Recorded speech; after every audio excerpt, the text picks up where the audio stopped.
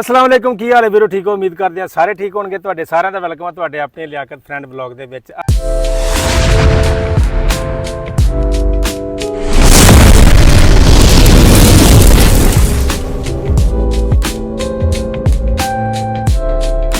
ਅੱਜ ਆਏ ਭਾਈਆਂ ਸ਼ਕੂਰ ਕੋ ਇਹਨਾਂ ਦਾ ਨਾਮ ਜਿਹੜਾ ਸ਼ਕੂਰ ਸਾਹਿਬ 107 ਚੱਕ ਤੇ ਰਹਿੰਦੇ ਆ ਇਹਨਾਂ ਦੀਆਂ ਬੀਟਾਂ ਬਹੁਤ ਮਸ਼ਹੂਰ ਆ ਮੈਂ ਤੁਹਾਨੂੰ ਅੱਜ ਇਹਨਾਂ ਦੀਆਂ ਬੀਟਾਂ ਸ਼ਕੂਰ ਭਾਈ ਅੱਜ ਤੁਸੀਂ ਆਪਣੀਆਂ ਬੀਟਾਂ ਸੁਣਾਉਣੀਆਂ ਆ ਵੇਖਣ ਵਾਲਿਆਂ ਨੂੰ ਚੱਸ ਆ ਜੇ ठीक है नाल रियो तुहानू बीटा सुनाने 1 2 3 स्टार्ट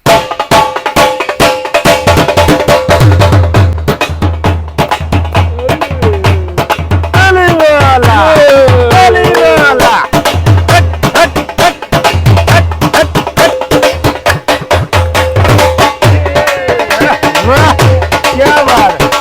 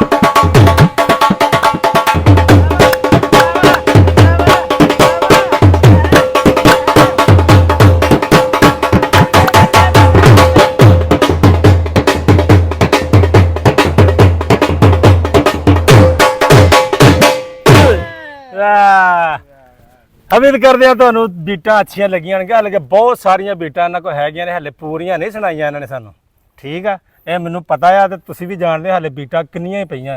ते ओह भी तुहानू इंशाअल्लाह ताला सुनावांगे ते अगर वीडियो भाईयां अच्छी लगी तो शकूर भाई दी अपना इस परफॉर्मेंस नू लाइक कमेंट शेयर लाजमी करना मिलदे हां तुहानू असीं अपने अगले ब्लॉग दे विच।